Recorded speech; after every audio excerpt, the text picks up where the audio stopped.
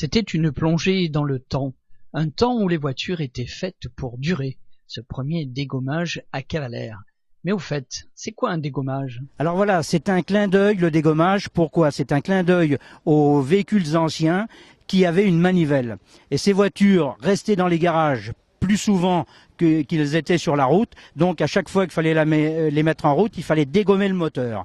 Voilà, à la manivelle. Parce que à l'époque, les batteries étaient en 6 volts, les démarreurs étaient nerveux comme un plat de nouilles, donc ça démarrait jamais. Donc si on dégommait pas le moteur, donc c'est un clin d'œil de cette manifestation-là, c'est un clin d'œil aux anciennes, aux ancêtres, je dirais. Alors le principal organisateur, c'est le club du Plan de la Tour, et comme c'est un tout jeune club comme le nôtre, et qui n'avait pas la structure pour faire une manifestation de cette ampleur, je me suis associé à lui pour faire ça. Voilà. Ça fait que sur 40 clubs du Var recensés, parce qu'on passe le relais à un nouveau club tous les ans. Donc ça fait dans 40 ans, on se revoit dans 40 ans. Voilà, alors cette année nous avons principalement des gens du 06, on a des Italiens, on a surtout le club de Menton aussi, parce qu'on est partenaire au club de Menton, ils sont adhérents chez nous et nous sommes adhérents chez eux. Et il y a même des gens de Grenoble. Ah oui, c'est venu de partout parce qu'on fait de la publicité sur des journaux spécialisés. Combien de voitures étaient présentes? 150 voitures, donc 300 personnes à faire manger. Voilà, alors nous sommes un club multimarque, on n'est pas ciblé à une seule marque. La preuve, c'est que ça fait une belle diversité parce que c'est pas drôle quand c'est que des tractions ou que des 2 chevaux ou autre. Donc voilà, la plus ancienne, je pense que c'est la B2 là-bas qui est de 1923 à l'entrée de la salle des fêtes, qui appartient donc à la carrosserie croisienne, donc Monsieur Seroll.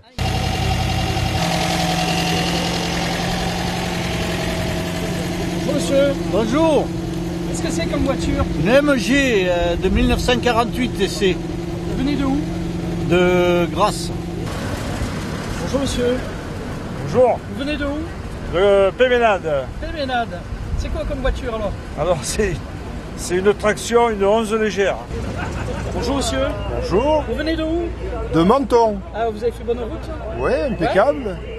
Qu'est-ce que c'est comme voiture? C'est une Alfa Romeo Giulia 1600 Junior. Vous l'avez depuis longtemps? Ça fait une dizaine d'années. Alors les plus chers, il y a une AC Cobra.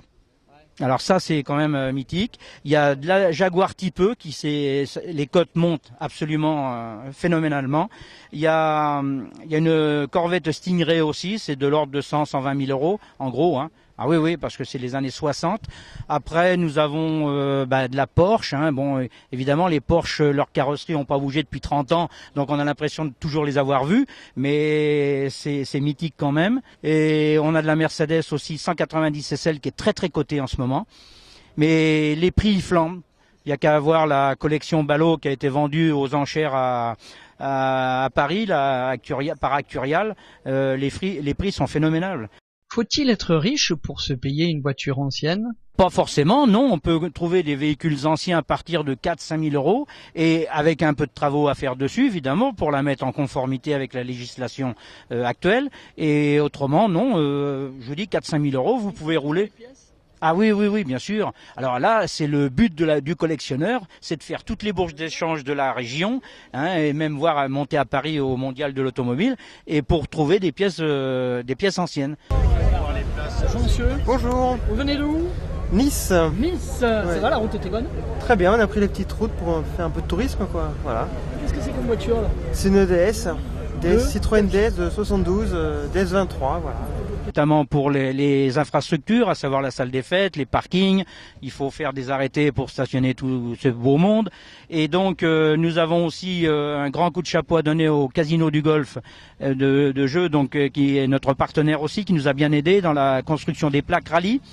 Ça c'est un souvenir incontournable. Ceux qui s'inscrivent, ils veulent toujours avoir la plaque rallye parce que on collectionne les voitures et les plaques. Alors bien sûr, merci à tous les clubs qui sont venus des 4 départements, et y compris hors des frontières, voire l'Italie.